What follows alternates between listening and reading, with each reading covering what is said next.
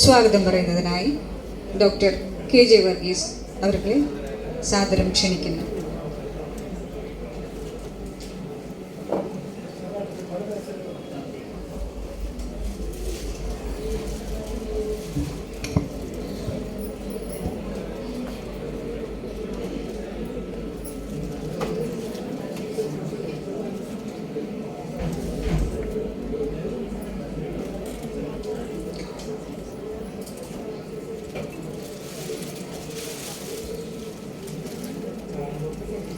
എത്രയും പ്രിയപ്പെട്ട കവിതയെ സ്നേഹിക്കുന്ന, അതുപോലെ തന്നെ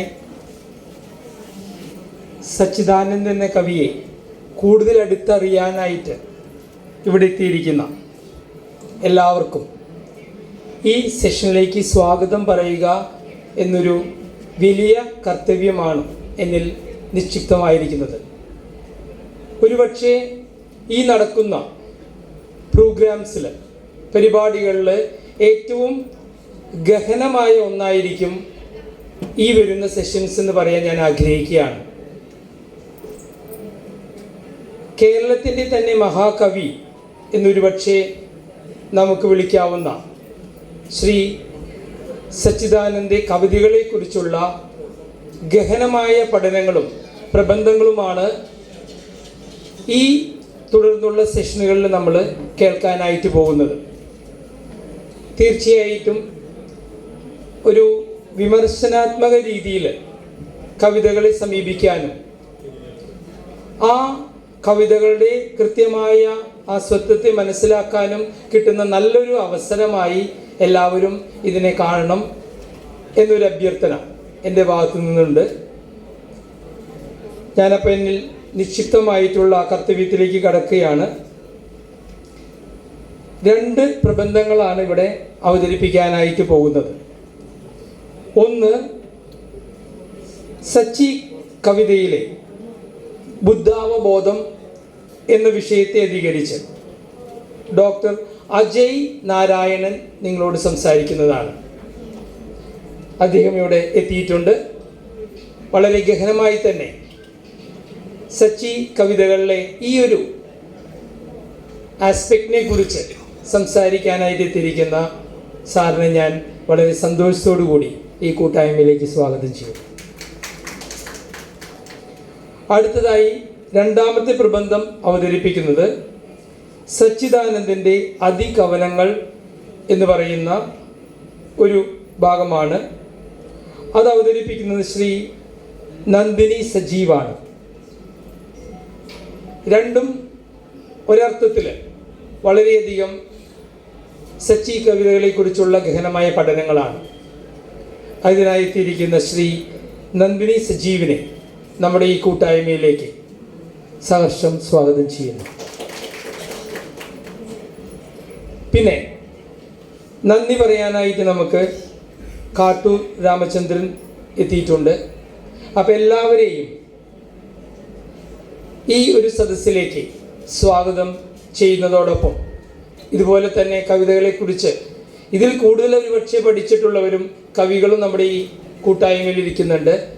എല്ലാവരെയും ക്രൈസ്റ്റ് കോളേജും അതുപോലെ ഇരിഞ്ഞാലക്കുട പൗരാവലിയും കാവ്യശിഖയും ഒക്കെ ഒരുമിച്ച് നടത്തുന്ന ഈ മഹാസമ്മേളനത്തിലേക്ക് സ്വാഗതം ചെയ്തുകൊണ്ട് എല്ലാവർക്കും നല്ലൊരു സായാഹ്നം ആശംസിച്ചുകൊണ്ട് നിർത്തുന്നു. നന്ദി, നമസ്കാരം.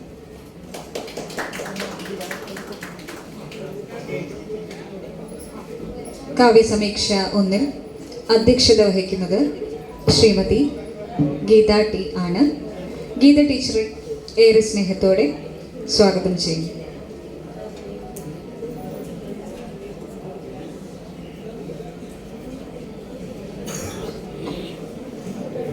പ്രിയപ്പെട്ടവരെ, നമുക്ക് സമയം വളരെ അതിക്രമിച്ചിട്ടുണ്ട്.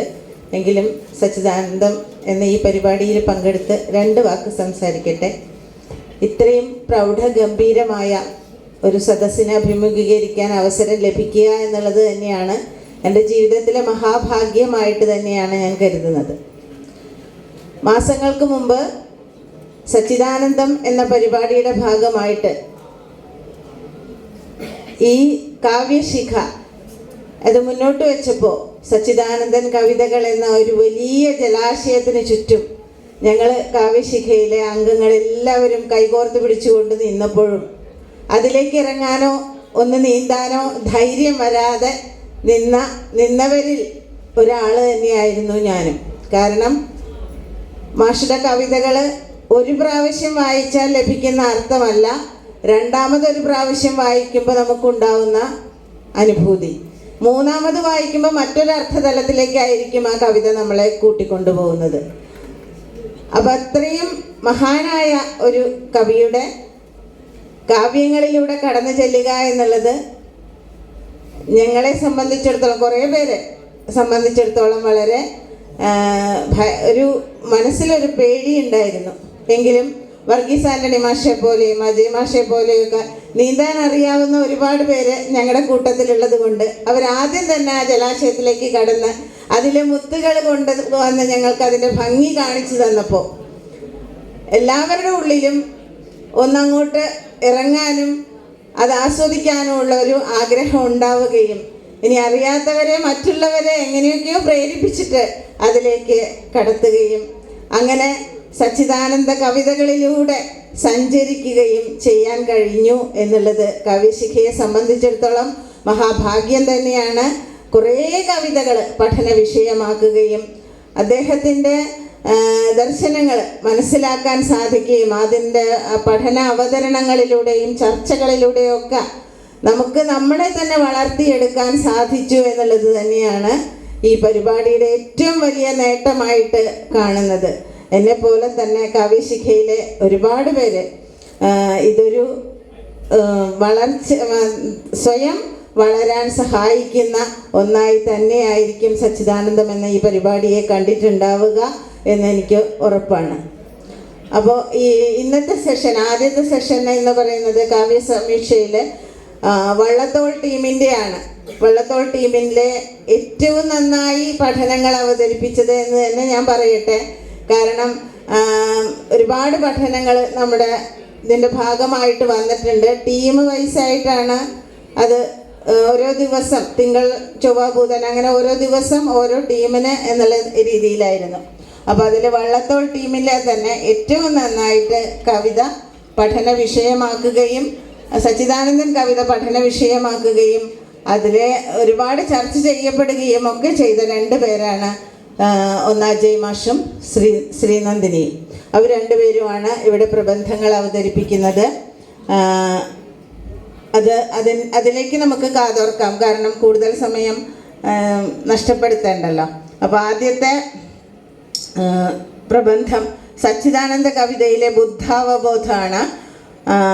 അത് അവതരിപ്പിക്കുന്നതിനായിട്ട് അജയ് മാഷെ ക്ഷണിക്കുകയാണ്.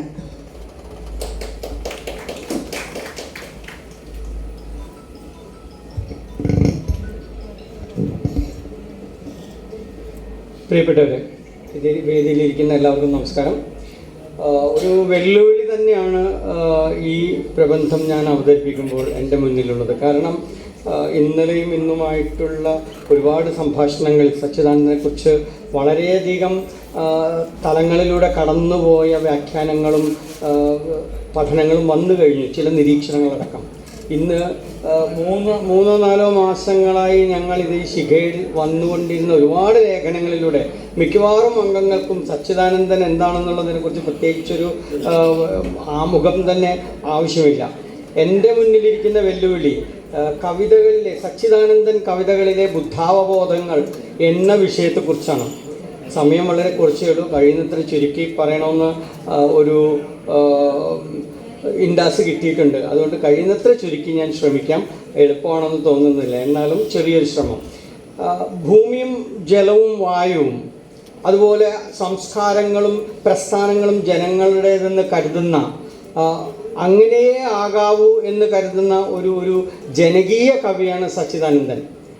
അത് എന്തുകൊണ്ടാണെന്നുള്ള അദ്ദേഹം തന്നെ കൃത്യമായി പറയുന്നുണ്ട്. കവിത മാതൃഭാഷയും പൊതുസ്വത്തുമാണ്. അതുകൊണ്ട് തന്നെ എനിക്കുള്ളതെല്ലാം മറ്റുള്ളവരിലേക്ക് കഴിവതും വേഗം എത്തണമെന്ന രീതിയിൽ അനുവാചകനിലേക്ക് വളരെ ലളിതമായും വ്യക്തമായും എത്തുന്ന രീതിയിൽ കവിത എഴുതുകയും, കവിത മാത്രമല്ല 40ഓളം കവിതാ സമാഹാരങ്ങൾ കൂടാതെ നാടകം, കുട്ടിക്കവിതകൾ, ലേഖനങ്ങൾ, പഠനങ്ങൾ, അതുപോലെ യാത്രാവിവരണങ്ങൾ എല്ലാം തന്നെ എഴുതിയിട്ടുള്ള ഈ വിശ്വമഹാകവി അദ്ദേഹം ജനകീയനായ ഒരു കവി എന്നതിനുമപ്പുറം അദ്ദേഹത്തിൻ്റെ കവിതകളിലൂടെ നമ്മൾ സഞ്ചരിക്കുമ്പോൾ ഒരുതരം അവധൂത ഭാവം കാണാം, ബുദ്ധൻ്റെ ഭാവം കാണാം. ബുദ്ധനായി മാത്രമല്ല പല വിധത്തിലുള്ള ഒരു പാന്തൻ്റെ രൂപം കാണുന്നു സച്ചിദാനന്ദ കവിതകളിൽ. അങ്ങനെ ഭാഷയിലൂടെയും രചനാരൂപത്തിലും ആശയങ്ങളിലും പരീക്ഷണം തുടരുകയും സ്വയം നവീകരിക്കുകയും ചെയ്യുന്ന സച്ചിദാനന്ദൻ ഒരിക്കൽ ഇൻ്റർവ്യൂവിൽ ഇങ്ങനെ റെസ്പോണ്ട് ചെയ്യുന്നുണ്ട്. മറ്റൊന്നും എഴുതുമ്പോൾ കിട്ടാത്ത ഭാവനയുടെയും ഭാഷയുടെയും അപൂർവ സന്തോഷം കവിത മാത്രമാണ് തനിക്ക് നൽകുന്നത്. അത് ഒരുതരം വെളിപ്പെടുത്തലാണ് അദ്ദേഹം ചെയ്യുന്നത്.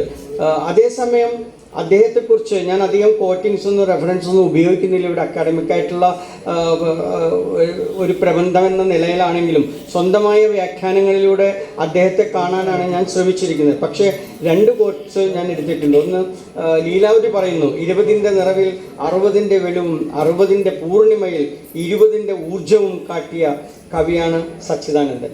ഈ വാക്കുകളുടെ തണലിൽ തന്നെയാണ് എൻ്റെയും ചെറിയ വായന.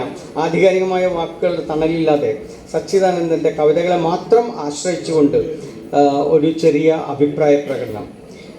കാലത്തിനു മുന്നേ സഞ്ചരിച്ച കവി, അതാണ് സച്ചിദാനന്ദൻ എന്ന് പലരും പറയുന്നുണ്ട്. നമുക്ക് വയലാർ എന്നൊരു കവി ഉണ്ടായിരുന്നു. അദ്ദേഹം പറഞ്ഞത്, ഈശ്വരനും ഇതിഹാസങ്ങളും ജനിക്കും മുൻപേ അനുരാഗം വന്നിരുന്നു, പ്രണയം ഉത്ഭവിച്ചിരുന്നു. അതേപോലെ തന്നെ കാലത്തിന് മുന്നേ സഞ്ചരിച്ച കവികളെ അല്ലെങ്കിൽ വികാരങ്ങളെയും വിചാരങ്ങളെയും തന്നോട് ചേർത്ത് വെച്ച് കാലത്തിനോടൊപ്പം സഞ്ചരിച്ച് കാലത്തിനെ നയിച്ച ഒരു കവിയാണ് സച്ചിദാനന്ദൻ. അത് അദ്ദേഹത്തിൻ്റെ കവിതകളിൽ ആ സഞ്ചാര രീതി, ആ പാന്തൻ്റെ രീതി കൃത്യമായി കാണുമ്പോൾ ഒരു അവധൂതനെ, ഒരു ബുദ്ധനെ നമുക്ക് കാണാൻ സാധിക്കും. അല്പം വ്യത്യാസമുള്ളത് ബുദ്ധൻ്റെ കഥയിൽ നമുക്കറിയാം, ഗൗതമൻ 16 വയസ്സുള്ള ഒരു യുവാവ് ഭാര്യയെയും കുഞ്ഞിനെയും ഉപേക്ഷിച്ചു പോയി. സച്ചിദാനന്ദൻ പക്ഷേ ആ കാര്യത്തിൽ പറയുന്നത്, നിങ്ങൾക്ക് ബുദ്ധനാവാൻ സാധിക്കും, പക്ഷേ സ്വന്തം മാംസത്തിൽ നിങ്ങൾ കൊത്തിയെടുത്ത ആ രൂപങ്ങളെ എല്ലാറ്റിലെയും ത്യജിച്ചു വേണമെന്നാണ് പറയുന്നത്. ആ ഒരു വ്യത്യാസം മാത്രമേ ബുദ്ധൻ്റെ യാത്രയിൽ, ബുദ്ധനായി മാറുന്ന യാത്രയിൽ അദ്ദേഹം കാണിക്കുന്നുള്ളൂ. ഇവിടെ എന്താണ് ബുദ്ധൻ കണ്ടിരുന്നത്? ഒരു ബോധിവൃക്ഷം തേടി, തണൽ തേടി, അവിടെ നിന്നും വെട്ടം പടർത്തുന്ന, തന്നിലേക്ക് ആവാഹിക്കുന്ന ഒരു ബുദ്ധനെ കാണുമ്പോൾ സച്ചിദാനന്ദനും ആ വെട്ടത്തെ തേടി 60ഓളം വർഷങ്ങളിലുള്ള കവിതാ സഞ്ചാരത്തിലൂടെ ആ വെട്ടം തേടി ഇന്നും തേടിക്കൊണ്ടിരിക്കുന്ന ഒരു കവിയാണ്. എനിക്കിവിടെ കൂട്ടുപിടിക്കാൻ തോന്നുന്നത് ദർശനിയുടെ വാക്കുകളാണ്. സച്ചിദാനന്ദൻ്റെ കവിതകൾ ഗദ്യത്തിലായാലും പദ്യത്തിലായാലും ഉപയോഗിക്കുന്ന വാക്കുകളുടെ സൂക്ഷ്മതയും പദലാളിത്യവും ചാരുതയും ശ്രദ്ധേയമാണ്. പറയാനുള്ളത് പറയേണ്ട വിധത്തിൽ ശക്തമായ ഭാഷയിൽ വ്യക്തമായി പറയുന്നു സച്ചിദാനന്ദൻ എന്ന കവി. എനിക്ക് തോന്നുന്നത് ഇങ്ങനെ ചുരുക്കാം, സ്വന്തം ഇച്ഛയുടെ കൂർത്ത ഉളിയാൽ പാകപ്പെടുത്തിയതാണ് സച്ചിദാനന്ദൻ്റെ രചനകൾ.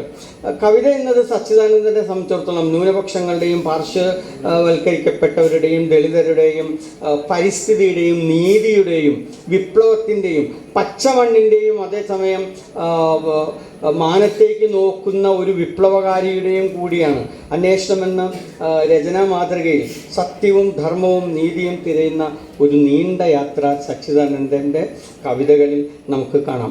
അവിടെ ബുദ്ധനെ മാത്രമല്ല, രാമനെയും കാണാം, ആദി കവികളെ കാണാം. മലയാള ഭാഷയിലെ മിക്കവാറും എല്ലാ കവികളെയെല്ലാം തൊട്ടു തലോടി സച്ചിദായുടെ രചനാശൈലിയിൽ ലിംഗമാവട്ടെ, ജാതിയാവട്ടെ, വർഗമാവട്ടെ, പ്രകൃതിയാവട്ടെ, അങ്ങനെ എല്ലാറ്റിനെയും തൊട്ട് ഒരു മഹാഭാരതത്തിൻ്റെ രീതിയിൽ തന്നെയാണ് അദ്ദേഹത്തിൻ്റെ കവിതകളെ നമുക്ക് കാണാൻ സാധിക്കുന്നത്. ഉദാഹരണം പറയാം, ഉണ്ണിയുടെ ഉടലിലെ ഈറ്റുചോര തുടച്ച് മാമ്പൂമണത്തിൽ സ്നാനപ്പെടുത്തിയവൾ പൊന്നും വയമ്പും കൊണ്ട് എൻ്റെ നാവിൻ തുമ്പിൽ ഖനികളുടെ ആഴവും വനങ്ങളുടെ സാന്ദ്രതയും പകർന്നവൾ, ഇരയുമെൻ്റെ താരാട്ടും ഉണ്ണായിയുടെ പദങ്ങളും കൊണ്ട് എന്നെ സ്വപ്നത്തിൽ ഉറക്കിക്കിടത്തിയവൾ.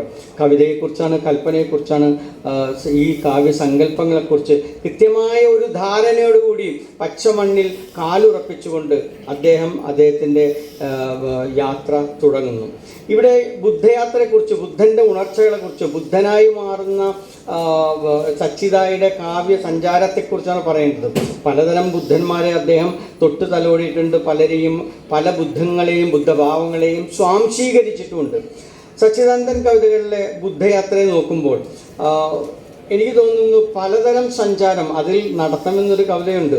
നടത്തമായി ഞാൻ ചുവപ്പു മന്ദാരം ചുരത്തും വൃക്ഷങ്ങൾ ചിരിപ്പു സ്വാഗതം, നടക്കും തോറുമെൻ ചുവടോരോന്നിലും കിരിവൊരുക്കുന്നു പലതരം മണ്ണിൻതരികൾ.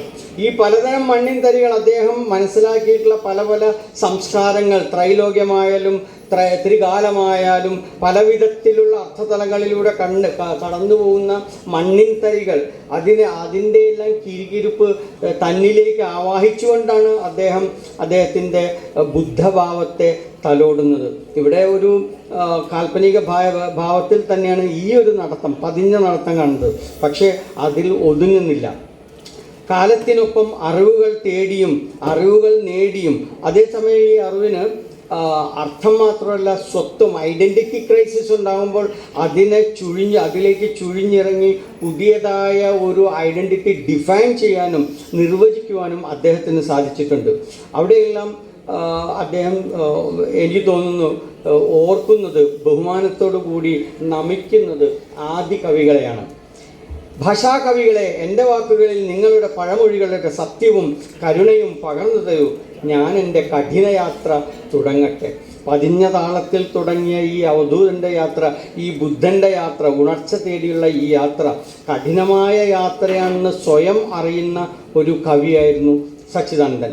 ഈ യാത്ര തുടങ്ങുമ്പോഴും അദ്ദേഹം പ്രാർത്ഥിക്കുന്നു, ആധുനിക ബുദ്ധൻ്റെ വെട്ടം തേടിയുള്ള ഒരു യാത്രയാണ് ഇതിലൂടെ കടന്നു പോകുന്നത്.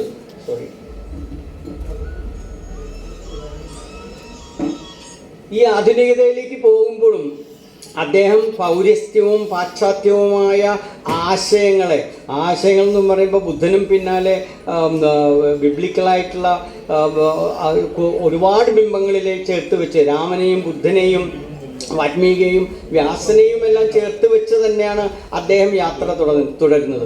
ഒരു കാൽ പച്ചമണ്ണിലിരിക്കുമ്പോൾ മറ്റേ കാല് ആകാശത്തേക്കാണ്, വിപ്ലവത്തിലേക്കാണ്, രോഷത്തിലേക്കാണ്. വികാരങ്ങളുടെ ഒരു തരം കഠിനമായ ഭാഷാപദങ്ങൾ അദ്ദേഹം സ്വായത്തമാക്കിയിട്ടുണ്ട്. ഈ യാത്ര സങ്കീർണവും സംഘർഷാത്മകവും വെല്ലുവിളിയാണ് സച്ചിദാനന്ദന്. അതേസമയം കാലം കൂർപ്പിച്ചു വെച്ച സമസ്യകളിൽ ആശയം ബലിയാടാകുന്നുമുണ്ട്. ഈ യാത്ര യുവാക്കളെ കൂടി തൊട്ട് തലോടി പോകുമ്പോൾ അദ്ദേഹം യുവകവി എന്ന യുവകവി വിമർശനോട് പറയുമ്പോഴും അവിടെയും യാത്രയുടെ ഒരു ഭാവം, ഒരു തൂവൽ സ്പർശമായിട്ട് അദ്ദേഹം സൂചിപ്പിക്കുന്നുണ്ട്. ഈ ചിന്തയിൽ പെട്ടെന്ന് എൻ്റെ ഓർമ്മയിൽ വരുന്നത്, കൊട്ടാരം വിട്ടിറങ്ങിയ രാജകുമാരൻ കിരീടം അന്വേഷിച്ച് തിരിച്ചു വരുമ്പോൾ അവിടെ ധൂർത്തപുത്രൻ്റെ ഒരു ഛായ എനിക്ക് കാണുന്നുണ്ട്. സച്ചിദായുടെ കവിതകളിൽ ആ മുഖമുദ്ര നമുക്ക് ഒഴിവാക്കാൻ സാധ്യമല്ല. സിദ്ധാർത്ഥനും അരയന്നവും എന്ന കവിതയിലെ സിദ്ധാർത്ഥൻ എല്ലാ അതിർത്തികളെയും കടന്ന് തളച്ചിടപ്പെട്ട ആശയങ്ങളെയും മതിൽക്കെട്ടുകളും പൊളിച്ച് പുതിയ ഒരുതരം സ്വാതന്ത്ര്യം നേടുന്നുണ്ട്. അതേസമയം ആ അരയന്നം ഇപ്പോഴും കഥകളിയിൽ ഒതുങ്ങിക്കിടക്കുന്ന അവസ്ഥ. അങ്ങനെ വേഷപ്രച്ഛന്നനായി മറ്റൊരു തലത്തിലൂടെ ബുദ്ധൻ നീങ്ങുന്നു. ബുദ്ധനായ ഭാവത്തിൽ കവിത നീങ്ങുന്നു. സമയം ഒരീശയാണ്, ഒച്ചത്തിലാണോ എന്ന് അറിയില്ല. ഓക്കെ. ബുദ്ധൻ്റെ മറ്റൊരു ഭാവം കാണുന്നത് പ്രണയബുദ്ധൻ, ചുംബനത്തിൻ്റെ അർത്ഥങ്ങൾ തിരയുന്ന ഒരു കവി. അതിൽ ഗുഹയിൽ വെച്ചാണ് അദ്ദേഹം വെളിപാടുണ്ടാകുന്നത്. ഇപ്പോൾ ഞാൻ ജന്മങ്ങളിലൂടെ സഞ്ചരിക്കുന്നു. ഇവിടെ കവിയും ബുദ്ധനും ഒന്നായിട്ട് മാറുന്ന ആ യാത്ര അവസാനത്തെ മനുഷ്യജോഡിക്കും പ്രണയ നിർവ്വാണം ലഭിച്ചു കഴിഞ്ഞേ പരമപദം പ്രാപിക്കുകയുള്ളൂ. ഇവിടെ പ്രണയകവി പറയുന്നത്, ജന്മാന്തരങ്ങളിലൂടെ ഞാൻ കടന്നു പോവുകയും എൻ്റെ യാത്ര പക്ഷേ ഒടുങ്ങുന്നത് അവസാനത്തെ മനുഷ്യ ജോഡിക്കും പ്രണയ നിർവ്വാണം കഴിഞ്ഞ് ഒരു പരമപദം ലഭിക്കുകയുള്ളൂ. ഈ പരമപദം മോക്ഷമാണ്. ഈ മോക്ഷത്തിന് മുമ്പ് അദ്ദേഹം സത്യത്തെയും ശിവത്തെയും ചേർത്ത് നിർത്തിക്കൊണ്ടാണ് സുന്ദരമായ ആ പരമപദത്തിലേക്ക് പോകുന്നത്. കാലത്തിലൂടെ ജന്മാന്തരങ്ങളിലൂടെ ഈ പരമപദം പ്രാപിക്കുന്ന അവസ്ഥയെ പ്രണയ നിർവ്വാണവുമായിട്ട് അദ്ദേഹം അവതരിപ്പിക്കുന്നു. പാതാളത്തിൽ വസന്തം പോലെ വന്നെത്താമെന്ന് എന്നൊരു രണ്ടാം വരവിൽ അദ്ദേഹം ഉറപ്പ് കൊടുക്കുകയും ചെയ്യുന്നുണ്ട്. ഇതുപോലെ ഈ പ്രണയത്തിലേക്ക് അദ്ദേഹം പ്രണയിനിയോട് 2 വാക്ക് പറയുന്നുണ്ട്. അവിടെയും ഞാൻ കാണുന്നത് പ്രണയബുദ്ധൻ്റെ മറ്റൊരവസ്ഥയാണ്. ചിലപ്പോൾ കാമിനിയെ ഉപേക്ഷിച്ചിട്ട് പോയ ബുദ്ധൻ്റെ മനോഭാവമായിരിക്കാം. ഒന്നു മിണ്ടുക മതിപിണക്കം ഏറെ നേരം ഒന്നിച്ചു നടക്കേണ്ടവർ നാം, വഴി നടുവിൽ ഒന്നിച്ചില്ലെന്നാം എന്നാലും നിന്നിഴലായുണ്ടാം കൂടെ. ഒന്നു മിണ്ടുക എന്ന കവിതയിൽ അദ്ദേഹം പറഞ്ഞിട്ടുള്ളതാണ്. ഒന്നും അല്പമെങ്കിലും സംസാരിച്ചുകൊള്ളൂ, ഒന്ന് സംസാരിക്കൂ എന്നോടെന്ന് പറയുന്ന ആ പ്രണയബുദ്ധനിൽ നിന്നും മറ്റൊരു ബുദ്ധനിലേക്ക് അദ്ദേഹം കടക്കുന്നുണ്ട്. കളഹണ്ടിയിലെ ക്ഷാമബാധിത പ്രദേശത്ത് പോകുന്ന ഒരു ബുദ്ധനെ നമുക്ക് കാണാം. അവിടെ കണ്ണുനീരിൻ്റെ മഹാനദിയാണ് അദ്ദേഹം കടക്കുന്നത്. ഈ ബുദ്ധൻ ആ കലഹണ്ടിയിലെത്തുമ്പോൾ അവിടെയുള്ള ജനങ്ങൾ പറയുന്നത്, കാമത്താലല്ല കത്തുന്നു വിശപ്പാലൂഴി ഗൗതമ, ഇവർക്ക് വേണ്ട നിർവ്വാണം വരളുന്നത് നാവുകൾ. അല്പം മുമ്പേ ഞാൻ വായിച്ചിരുന്നു ഒരു പരമപദം പ്രാപിക്കണമെന്ന്. ഇപ്പോൾ ഇതാ വരളുന്നത് നാവുകൾ, ഇവർക്ക് നിർവ്വാണം വേണ്ട എന്നും പറയുന്നു. ഇങ്ങനെ വിവിധങ്ങളായ സമയമില്ല ഉണ്ട് ഇങ്ങനെ സമയമില്ല. ഓക്കെ, തീരാറായി. അതെ അതെ, സമയം ഒരു വെല്ലുവിളി തന്നെയാണ്. ഞാൻ നേരത്തെ പറഞ്ഞ പോലെ ഇങ്ങനെ വിവിധങ്ങളായ ബുദ്ധഭാവങ്ങൾ അടങ്ങാത്ത വ്യഥയിൽ ഈ ഭൂമിയിൽ അലയുമ്പോൾ ഒരുപാട് ചോദ്യങ്ങളും അദ്ദേഹം ചോദിക്കുന്നുണ്ട്. കവിയായി അരക്കാതം നടക്കുന്നു, മുക്കാൽ കാതം സഞ്ചരിക്കുന്നു എന്നെല്ലാം പറയുമ്പോൾ ഗുരു പറയുന്നൊരു വാക്കുണ്ട്, ബദ്ധനല്ല ഇന്നു നീ ബുദ്ധൻ, സിദ്ധം ജീവനതത്വവും വത്സ പോക പ്രയത്നിക്കുക. നിന്റെ സഞ്ചാരം നീ തുടർന്നുകൊണ്ടേയിരിക്കുക എന്ന് പറയുന്ന ഗുരുവിനെയും അദ്ദേഹം കാണുന്നുണ്ട്. അതോടൊപ്പം തന്നെ ആ പരമപദം പ്രാപിക്കുമ്പോൾ പെട്ടെന്ന് നിർത്താൻ നോക്കുകയാണ്. ധ്യാനിക്കാൻ മല വേണ്ട, പുല്ലിനൊപ്പം ഇരുന്നാൽ മതി, മൗനമാണ് കീർത്തനം, ഒഴിവ് തന്നെ നിറവ്. ദൈവത്തിലേക്കുള്ള വഴി എന്നതിലെ ഒരു ഭാഗമാണ്.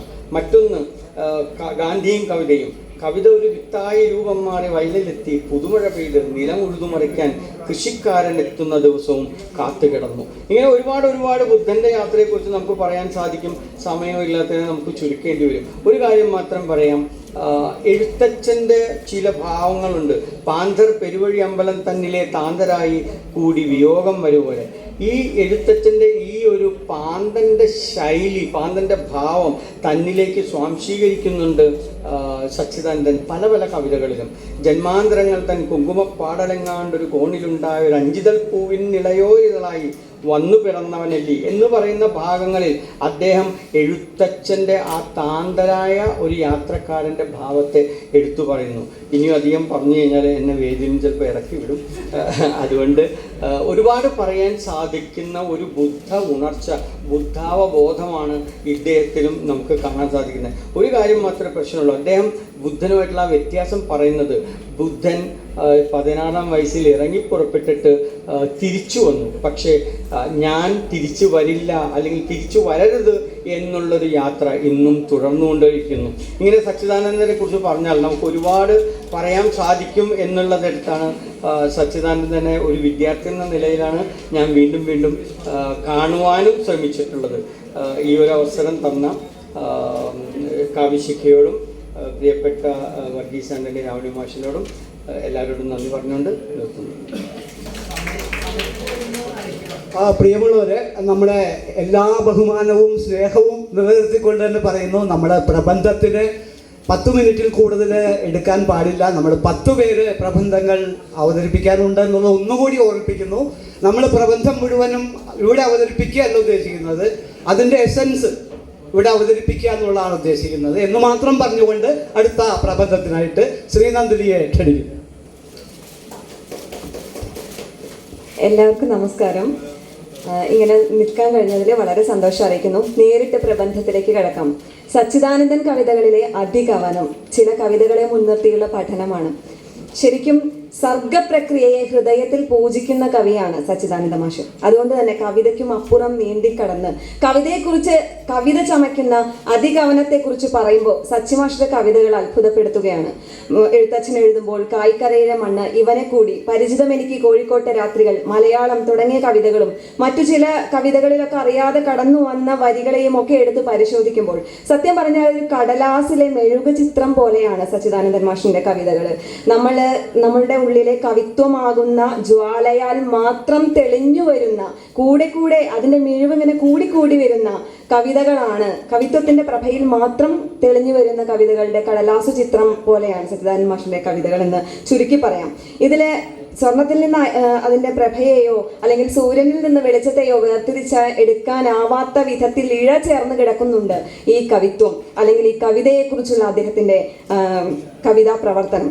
ഇനി അത് ഗാനം എന്ന ഏറ്റവും ആദ്യകാല സമാഹാരമായിട്ടുള്ള ഗാനം എന്ന സമാഹാരത്തിൽ നിന്ന് എടുത്തിട്ടുള്ള ഗാനം എന്ന ചെറു കവിത, ആ ചെറു കാവ്യ മധുരത്തിൽ നിന്ന് തുടങ്ങി ഇപ്പോൾ പുറത്തിറങ്ങിയ മാതൃഭൂമി ഓണപ്പതിപ്പിലെ മൂകം എന്ന ഗോപിയാശനെ കുറിച്ച് പറയുന്ന കവിതയിൽ വരെ തെളിഞ്ഞു കാണാവുന്ന ഇഴ ചേർന്ന് കിടക്കുന്ന ആ കവിതയെക്കുറിച്ചുള്ള ഒരു പഠനം. അതിനെ ഒരു വലിയ പ്രബന്ധമാണെങ്കിലും പ്രസക്തമായ ചില ഭാഗങ്ങൾ മാത്രം. ഇത് കർണനോ ഗോപിയാശാനോ പകയ്ക്കുന്നു, ഇരുളിൽ വ്യാസോന്മാദം പകർന്ന കവി മാലി. കർണശബ്ദം ആട്ടക്കഥ രചിച്ച കവി മാധവൻ നായർ കളി വീക്ഷിക്കുന്നതായും തന്റെ കവിതയുടെ അരങ്ങിലേക്ക് പ്രവേശിക്കുന്നതായും അവിടെ വെച്ച് ഇത് കർണനാണോ ഗോപിയാശാനാണോ എന്ന് സന്ദേഹിക്കുന്നതായും പറഞ്ഞു കഴിഞ്ഞ ഉടനെ തന്നെ കവിതയെക്കുറിച്ച്, പാടുന്ന ചുണ്ടാകുന്ന കവിതയെ, പറയാനാവാത്തത് പറയാൻ വെമ്പുന്ന തന്റെ കവിതയെക്കുറിച്ച് തന്റെ ആത്മാവാവുന്ന കവിത്വത്തിനെ കത്തിച്ചു വെച്ച വിളക്കിന്റെ പ്രഭ എന്ന പോൽ ചേർത്തു വെക്കുന്നുണ്ട് കവി. ഇനി ഗാനം എന്ന കവിതയിലാണെങ്കിൽ ഒരു വലിയ ചിത്രമാണ് നമ്മുടെ മുന്നിൽ, ഒരു ക്യാൻവാസിൽ എന്ന പോലെ നിൽക്കുന്ന ചിത്രമാണ്. ആ കവിതയിൽ പറയുന്നത് ഒരു മരം, ഉണങ്ങിയ മരം, അതിൽ ചുറ്റിപ്പടർന്ന് കയറുന്ന ഒരു വിഷനാഗിനി, അവളുടെ ഫണത്തിന്റെ മുകളിൽ ഒരു മാണിക്യക്കല്ലാണ്. വിഷനാഗിനെ ഊതിയുരുക്കിയെടുത്ത ആ മാണിക്യക്കല്ലാണ് കവിത.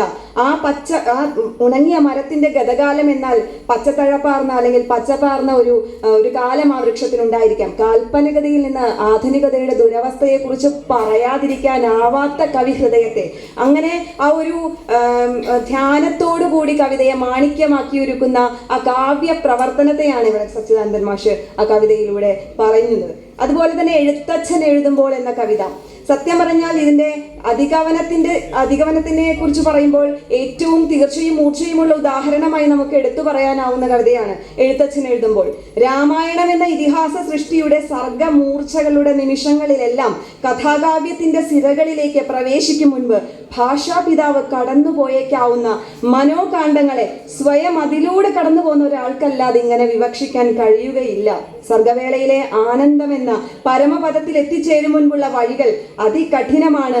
എന്നാലും ആ മോക്ഷപദത്തിന്റെ കമാനങ്ങൾ കവിയുടെ മുന്നിൽ വരച്ചിടുന്ന ലക്ഷ്മണരേഖ പോലെയുള്ള സർഗരേഖ മറികടക്കാനായാൽ അയാൾ എത്തിച്ചേരുന്ന മായിക പ്രപഞ്ചം മറ്റാർക്കും പ്രാപ്യമാകാത്തതാണെന്ന് കവി കവിതയിലൂടെ വിളിച്ചു പറയുകയാണ്.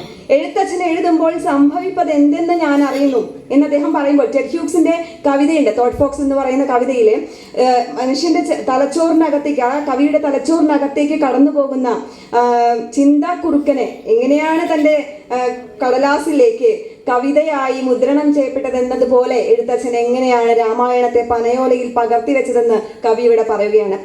പനയോലയുടെ ഉണങ്ങിയ ഞരമ്പിന്റെ ജഡത്തിലേക്ക് ആദികാവ്യത്തിന്റെ ക്രാഫ്റ്റിനെ സന്നിവേശിപ്പിക്കുന്ന ആ ക്രാഫ്റ്റിനെ നോക്കും. പനയോല പതറുന്നു, പനയോല വിളറുന്നു, പനയോല കരിയുന്നു, പനയോല പിളരുന്നു. ഇങ്ങനെ വൈകാരിക മുഹൂർത്തങ്ങളുടെ മായികതയിൽ നഷ്ടമായ സമനില വീണ്ടെടുക്കാൻ പെടാപ്പാട് വീഴുന്ന എഴുത്തച്ഛനെ ഇങ്ങനെ പനയോലയിലൂടെ, ഈ വാസ്തവത്തിൽ ഈ പനയോല എഴുത്തച്ഛൻ എന്ന കവിയിൽ നിന്ന് അല്ലെങ്കിൽ എഴുത്തച്ഛനിലേക്ക് സച്ചിദാനന്ദൻ എന്ന കവി ഇട്ട ഒരു പാലമായിട്ട് നമുക്ക് ആ പനയോലയുടെ ഉണങ്ങിയ ഞരമ്പിനെ കാണാനായിട്ട് സാധിക്കും. എഴുത്തച്ഛൻ എഴുതുമ്പോൾ സംഭവിപ്പത് എന്തെന്ന് എനിക്കറിയാം. എഴുത്തച്ഛനായി മാറുന്നു, പിന്നെ അച്ഛൻ എഴുത്തായും. ഇങ്ങനെ ഓരോ അണുവിലും കവിതയാവുന്ന കവിതയെ തന്നെ ആജ്ഞാശക്തിയുള്ള അമാനുഷിക പരിവേഷത്തിൽ കവിതയിൽ അവതരിപ്പിക്കുന്ന ഈ അതികവനം അതിൻ്റെ ബോധാബോധ വികാരങ്ങളുടെ ദ്വന്ദ്മുഖത്തെ വ്യക്തമാക്കുന്ന ഏറ്റവും മികച്ച ഉദാഹരണങ്ങളാണ്. പിന്നെ മലയാളം, നേരത്തെ മാഷ് പറഞ്ഞു, പെറ്റമ്മയിൽ നിന്ന് തുടങ്ങി പോറ്റമ്മയായ മലയാളത്തിലേക്ക് സ്നാനപ്പെടുന്നത് പ്രകൃതിയുടെ ഓരോ അണുവിലൂടെയുമാണ്. പിന്നീട് കവിയെ സംബന്ധിച്ച് ഈ പോറ്റമ്മയുടെ കൈകളിലൂടെയാണ് ബാല്യവും കൗമാരവും ഒക്കെ. അതാണ് അച്ഛനോടും സൂര്യനോടും ഒപ്പം കിഴക്ക് പുറത്തുതിച്ച് വ്യാകരണവും കവിതയും കാട്ടി എന്നെ ഭയപ്പെടുത്തി പ്രലോഭിപ്പിച്ചവൾ. ഉണ്ണിക്കണ്ണന്റെ കാലടികൾ പതിഞ്ഞ ചെറുശ്ശേരിയുടെ വ്യാകുല ചെമ്പകം പൂത്ത നടുമുറ്റം, പൂന്താനത്തിന്റെ പാനകളിൽ പൂവിട്ട ചന്ദന മരങ്ങളുടെ ഗതസൗരഭ്യം, വള്ളത്തോളിന്റെ മുക്തശിരസിന്റെ, അങ്ങനെ കവിയുടെ കവിതാകാലങ്ങളിലൂടെ സഞ്ചരിച്ച അവസാനം അദീർഘമായ രണ്ടാം ഖണ്ഡത്തിലെ വരികൾ മുഴുവനും കവിതയ്ക്കുള്ളിലെ കവിത പറച്ചിലിനായിട്ട് കവി നീക്കി വെച്ചിരിക്കുകയാണ്. ഇനി എടുത്തു പറയാവുന്ന ഒരു കവിതയാണ് ഇവനെ കൂടി. ഏറ്റവും മാസ്റ്റർ പീസ് എന്ന് പറയാവുന്ന കവിത. അകമേ പരിണാമം വരുത്തി സ്വാസ്ഥ്യം നരർ കരുളാൻ കവിത പോൽ മറ്റുണ്ടോ ശുശ്രൂഷിക എന്ന് പറഞ്ഞു വെച്ച വൈലോപ്പിള്ളി എന്ന ബഹുമുഖ പ്രതിഭയുടെ വിടവാങ്ങൽ ദുഃഖത്തിനൊരു കാവ്യോപചാരം അർപ്പിക്കാൻ ജീവിതാനശ്വര ഗാനമായി മറ്റൊരു കവിത ചമയ്ക്കുകയാണ് ഉചിതമെന്ന സച്ചിദാനന്ദ കവിയുടെ ബോധ്യമാണ് ഇവനെ കൂടി. വൈലോപ്പിള്ളിയുടെ സർഗാത്മാവിന്റെ കാവ്യ സ്വത്വത്തിന്റെ ആ ജല നിർഭരതയെ ഒരു കലപ്പ കൊണ്ട് വഴിവെട്ടി അദ്ദേഹത്തിന്റെ വായനക്കാരിലേക്ക് അല്ലെങ്കിൽ വായനക്കാരുടെ സർഗപരതയിലേക്ക് തുറന്നു വിടുകയാണ് ഇവിടെ ജലസേചനത്തിലെ നായകനെ പോലെ. ഇനി ഇവനെ കൂടി സ്വീകരിക്കുക. ഹേമന്തത്താൽ മെലിഞ്ഞ കുളിനീരിൻ കൈകളാൽ നിളാനദി അറിവിൻ പച്ച കൈതപ്പൂവിൽ ആദിരാചന്ദ്രൻ അങ്ങനെ പറഞ്ഞു പോവുകയാണ്. ആദി മലയാള പ്രവാഹവും അതുപോലെ തന്നെ അതിമലയാള പ്രവാഹം എന്ന കവിതാ പ്രവാഹവും അതിമലയാളം മുതൽ തുടങ്ങിയ കവിതാ പ്രവാഹവും നീളാനദി എന്ന സാംസ്കാരിക പ്രവാഹവും തമ്മിലുള്ള ഒത്തുചേരൽ ഇവിടെ നടക്കുന്നുണ്ട്. സംസ്കൃതത്തിൽ നിന്നും തമിഴ് മലയാളത്തിൽ നിന്നൊക്കെ സ്വതന്ത്രയായി നീലക്കുറിഞ്ഞിക്കാടിന്റെ മിന്നൽ പിണർ പോലെ ഉറവയായി പുറപ്പെട്ട കുഞ്ഞു മലയാള കവിതക്കുട്ടിയെ നമ്മളൊക്കെ കാണും. എവിടെയാണ് വൈലോപ്പിള്ളി ആ കവിതാ പ്രവാഹത്തിലേക്ക് ചേരുന്നതെന്ന് വ്യക്തമായി പറയുന്നു. അപ്പോഴാണ് ഇവനെത്തി. അതാണ് പൂതത്തെ മുലപ്പാൽ വെന്ന ഇടശ്ശേരിക്കാലം. അത് കഴിഞ്ഞ് കുറ്റിപ്പുറം പാലത്തിന്റെ നാട്ടനൂണ കുഞ്ഞിരാമൻ നായരുടെ കവിതകളിലെ നഷ്ടസ്മൃതികളിലൂടെ സഞ്ചരിക്കുന്ന കാവ്യപ്രവാഹമാണ് വൈലോപ്പിള്ളിയിലേക്ക് എത്തുന്നത്.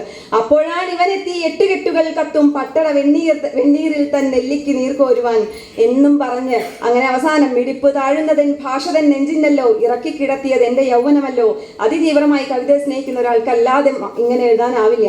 പാവനീ നാടിൻ സ്വർണ്ണ കിണ്ണമായി ഇരുന്നവൻ ദാ നോക്കുവാനിൽ പൂർണ്ണചന്ദ്രനായി ഇനിയും ഉദിക്കുമെന്ന് പറഞ്ഞ് ആശ്വാസം കൊള്ളുന്ന ഒരു കവിയെ നമുക്ക് അവിടെ കാണാം. കായ്ക്കരയിലെ മണ്ണ് വീണപൂവെന്ന അത്ഭുതത്തെ കുറിച്ചൊരു കവിത ചമയ്ക്കാൻ കവിതയെയും കവിത്വത്തെയും എന്നും ഇഷ്ടപ്പെടുന്ന സച്ചിദാനന്ദ മാഷ് ആശാന്റെ സർഗവേളയിലേക്ക് ഒരുപാട് കാലം മുന്നിലുള്ള ഒരു സമയത്തേക്ക് ഒരു സ്വപ്ന സഞ്ചാരം നടത്തുകയാണ് ഈ കവിതയിലൂടെ. അതിന്റെ സ്നിഗ്ധമാർന്ന അതിന്റെ ഇതളുകളിൽ വിടർന്ന ദാർശനികതയും തത്വചിന്തയും ജീവിത നൈമിഷികതയെക്കുറിച്ചുള്ള കാഴ്ചപ്പാടുകളും ഒക്കെ ആശാന്റെ വിരലുകളാൽ കോറിയിടപ്പെട്ട ആ വേളയിലേക്ക് പ്രവേശിക്കും മുൻപ് അദ്ദേഹം 74 വർഷം മുമ്പ് അന്നത്തെ കാവ്യാന്തരീക്ഷം പുനഃസൃഷ്ടിക്കുകയാണ്. വൃശ്ചിക മാസത്തിലെ തണുത്ത കാറ്റടിക്കുന്ന ആ സമയത്താണ് സന്ധ്യാനേരത്ത് വാനിൽ ഒറ്റയ്ക്ക് പറക്കുന്ന ഒരു കരിങ്കിളിയെ കാണുന്നു. അവിടെ പാലക്കാട് വിറയ്ക്കുന്ന പനകളുള്ള ആ അന്തരീക്ഷത്തിൽ ശ്രീനാരായണ ഗുരുവിന്റെ ശിഷ്യനായിട്ട് ആശാൻ ഇങ്ങനെ ഉലാത്തുമ്പോൾ ഒരു പൂ അദ്ദേഹത്തിന്റെ മുമ്പിലേക്ക് വീണുകയാണ്. ഒരു പൂ, വെറുമൊരു പൂ, 1,00,000 പൂവിലൊരു പൂ, മൗനത്തിന്റെ ചെമ്പകച്ചിറകുപോലൊരു പൂ, ഈറൻ മണ്ണിറക്കി കിടത്തിയ തണുത്ത ശവം പോലെ. പിന്നീട് ജീവിതത്തിന്റെ മനുഷ്യനിങ്ങനെ ഒരു അജ്ഞാതമാകുന്ന ചായക്കോപ്പും പിടിച്ച് ഇങ്ങനെ നടക്കുന്ന ജാഥ പോലെ അദ്ദേഹത്തിന്റെ മുമ്പിൽ അജ്ഞതയുടെ ചായക്കോപ്പും പിടിച്ച് നടക്കുന്ന മനുഷ്യരുടെ ജാഥ കൺമുന്നിൽ തികഞ്ഞ് കാണുകയാണ്. അതിൽ നിന്നും ഉണ്ടായി വരുന്ന ഒരു മനോവിഷമത്തിന്റെ ഉരുൾപൊട്ടൽ, ആ ഉരുൾപൊട്ടലിന്റെ ആ ഒരു സാഗര അലയിടച്ചിൽ ഒരു ശാന്തനായ മുക്കുവനെ പോലെ കുറച്ചു നേരം ഒന്ന് അടങ്ങിയിരുന്നു കൊണ്ട് ആദ്യത്തെ വരി പ്രവേശിക്കുന്നു. ഹാ പുഷ്പമേ. അത് പറയുമ്പോൾ നമുക്കൊരു കോരിത്തിരിപ്പ് ഉണ്ടാവുകയാണ്. പിന്നീട് അങ്ങോട്ട് കാവ്യത്തിന്റെ വികാസഘട്ടങ്ങളെ അതിഗംഭീരമായി പറഞ്ഞു വെക്കുന്നു കവി. പിന്നീട് ആ പൂവിന്റെ ബാല്യകൗമാര ജീവിതാവസ്ഥകളിലൂടെ തോണിയിലെന്നോണം സഞ്ചരിച്ച ആശാന കവിത അവസാനിപ്പിക്കുന്നത് കൂടി കണ്ടാണ് കായ്ക്കരയിലേക്ക് അദ്ദേഹം തിരിച്ചെത്തുന്നത്. മാറ്റുന്നു ചട്ടങ്ങൾ ഞങ്ങളെങ്ങാൻ മാറ്റിയാലോ അവൻ ഞങ്ങളെത്താൻ. ഇനി കോഴിക്കോടിന്റെ പരിചിതം എനിക്ക് കോഴിക്കോട്ടെ രാത്രികൾ എന്ന് പറയുന്ന NN കക്കാടിനെ കുറിച്ച് എഴുതിയ കവിതയാണ്. NN കക്കാടിന്റെ ഓർമ്മയിൽ കോഴിക്കോട് പരിചയമില്ലാത്തൊരു രാത്രിയാണ്. അദ്ദേഹത്തിന് ഒരുപാട് പരിചയമുള്ള കോഴിക്കോടിനെ സുപരിചിതമായി അവതരിപ്പിക്കുന്ന ഒരു വലിയ ഖണ്ഡിക ആദ്യ സ്റ്റാൻസയിൽ പറഞ്ഞുകൊണ്ടാണ് രണ്ടാമത് ഈ രാത്രി മാത്രം എനിക്ക് പരിചയമില്ല. കോഴിക്കോട് കല്ലായി തീരത്ത് ഇങ്ങനെ നിരന്നു കിടക്കുന്ന മരക്കഷ്ണങ്ങൾ അക്കമിട്ട് നിരത്തി എപ്പോഴെന്നെ ഈർച്ച വാളിട്ട് മുറിക്കുമെന്ന് നോക്കിക്കിടക്കുന്ന മരക്കഷ്ണങ്ങൾ, അതുപോലെ ആദ്യം വാസ്കോഡ ഗാമ വന്നത്, എല്ലാ ചരിത്രവും കാര്യങ്ങളും എല്ലാം ഭൂമിശാസ്ത്രവും ഒക്കെ പറഞ്ഞു വെച്ചിട്ട് പറയാണ് ഈ രാത്രി മാത്രം എനിക്ക് പരിചയമില്ല. കവിതയിലേക്ക് പുതുവഴി വെട്ടി കണ്ടെത്തലിന്റെ ധീരത സ്വയം ഉൾച്ചേർന്ന് അതിനെ ഏറ്റെടുക്കുക കൂടിയാണ് ഇവിടെ സച്ചിദാനന്ദ മാഷ്. ഇനി പരിചിതം വ്രണിത ഗംഭീരം ഈ മന്ത്രങ്ങൾ, പരിചിതമെനിക്കതിൻ മൂലവും സ്ഥായിയും, തകരുന്നൊരില്ലവും തോളിലേറ്റി തന്റെ തകരാത്ത കാൽകളാൽ പല കാലമാടിയും എന്നൊക്കെ പറഞ്ഞ് അദ്ദേഹത്തിന്റെ കർഷക അവബോധത്തിന്റെ മൂലരൂപമായ ബലരാമന്റെ കലപ്പയെ കൂടി ഇവിടെ കവി കൊടുക്കുകയാണ്. എനിക്കുള്ള വെല്ലുവിളിയായി സമയം. അപ്പോൾ അവസാനം ഇനിയൊരു കവിത കൂടിയേ ഉള്ളൂ. സുഗതകുമാരിയോട് അതുകൂടി പറഞ്ഞുകൊണ്ട് അവസാനിപ്പിക്കുകയാണ്. ഇത് പറയാതെ പറ്റില്ല, കാരണം അത്രയും സമാന ഹൃദയയായ ഒരു കവിയെക്കുറിച്ച് സമാന ഹൃദയനായ സച്ചിദാനന്ദൻ മാഷ് എഴുതിയ ഒരു കവിത. ഇനി ഈ മനസ്സിൽ കവിതയില്ലെന്ന് പറയുമ്പോൾ ആ കവിതയെക്കുറിച്ച് നമ്മൾ എങ്ങനെ പറയാതിരിക്കും എന്ന് സച്ചിദാനന്ദൻ മാഷ് അതിനുള്ള പ്രതികരണമായി എഴുതിയ കവിയാണ്. അതും ആ കവിയുടെ ഭാഷയിൽ തന്നെ. കൈപിടിക്കുക സോദരി സോദരി കൈതപൂത്ത വരമ്പിൽ വഴുക്കുമേന്നൊക്കെ പറഞ്ഞ് അങ്ങനെ നടത്തിയ സഞ്ചാരവും അതെങ്ങനെയാണ് കവിയെ സ്വാധീനിക്കുന്നതെന്നും ഇവിടെ പറയുന്നുണ്ട്. നീയൊഴുകി അരുവിയായി മുറ്റത്ത് കാതു കൂർപ്പിച്ചു നിന്നു മഴയിൽ ഞാൻ, നോക്കി നിൽക്കെ യമുനയായി മാറി നീ, നോക്കി നിൽക്കെ ചുകന്നു തിളച്ചു നീ. ഇങ്ങനെ കാലങ്ങൾക്ക് മുമ്പ് കവി ടീച്ചറുടെ കവിതകളിലൂടെ നടത്തിയ സഞ്ചാരവും എങ്ങനെ കവിയെ അത് സ്വാധീനിച്ചുവെന്നും അടുത്ത എല്ലാ ഭാവാർദ്രതയും ശബ്ദഭംഗിയും ഒക്കെ എടുത്ത് കലങ്ങിമറയലിന്റെ കാന്തിയൊക്കെ അതേപടി പകർത്തുന്ന കവിതയാണ് അദ്ദേഹത്തിന്റെ ടീച്ചറുടെ സ്ത്രീ കഥാപാത്രങ്ങളെ കുറിച്ചും അതിനെക്കുറിച്ച് എഴുതിയ കവിതകളും ഒക്കെ ഇതിൽ പറയുന്നുണ്ട്. സംഗീതധാര ഇനിയും വേണമെന്ന് ആവശ്യപ്പെടുകയാണ്. ഇങ്ങനെ ബിംബാത്മകമായ കവിതകളിലൂടെ ഇന്നും നമ്മളോട് സംവദിച്ചു കൊണ്ടിരിക്കുന്ന സച്ചിദാനന്ദൻ എന്ന കവി കാറ്റും നിലാവും കടലും കായലും സൂര്യനും മരങ്ങളും പുഴയും എല്ലാം കോരിക്കുടിച്ച ഒരു മനുഷ്യൻ. അത് ജലനിർഭരതയെ അദ്ദേഹം ആവാഹിച്ചെടുത്ത ജലനിർഭരതയെ കള്ളിമുള്ളിന്റെ ഭാഷയിലൂടെ നമ്മളോട് പെട്ടെന്ന് സംവദിക്കാനാവാത്ത എന്നാൽ അങ്ങനെ കവിത്വമുള്ള ഹൃദയങ്ങളിലേക്ക് കോരിക്കൊടുക്കുന്ന കള്ളിമുൾ ചെടിയുടെ ജലനിർഭരതയായിട്ടുള്ള സച്ചിദാനന്ദൻ മാഷിന്റെ കവിതയുടെ കാമ്പറിഞ്ഞ് കവിതയ്ക്കും അപ്പുറം കവനചാരിതയേകുന്ന കവിതകളാണ് ഇവയെല്ലാം എന്ന് പറഞ്ഞുകൊണ്ട് ഈ ഒരു അവസരത്തിന് നന്ദി, നമസ്കാരം. നന്ദി ശ്രീ നന്ദിനി. അടുത്തതായി നന്ദി അറിയിക്കുന്നതിന് ശ്രീ കാട്ടൂർ രാമചന്ദ്രൻ മാഷിനെ സ്നേഹപൂർവ്വം ക്ഷണിക്കുന്നു. ഈ സെഷനിൽ അധ്യക്ഷത വഹിച്ച ഗീത ടീച്ചറോട് ആദ്യമായി നന്ദി പറയുന്നു. പ്രബന്ധാവതരണം നടത്തിയ ഡോക്ടർ അജയ് നാരായണൻ, ശ്രീനന്ദിനി എന്നിവരോടും നന്ദി അറിയിക്കുന്നു. സ്വാഗത പ്രഭാഷണം നടത്തിയ ഡോക്ടർ KJ വർഗീസിനോട് നന്ദി അറിയിക്കുന്നു. ഈ സദസ്സിലിരിക്കുന്ന എല്ലാവരോടും ഇത് ശ്രദ്ധിച്ച എല്ലാവരോടും നന്ദി അറിയിക്കുന്നു. നന്ദി, നമസ്കാരം.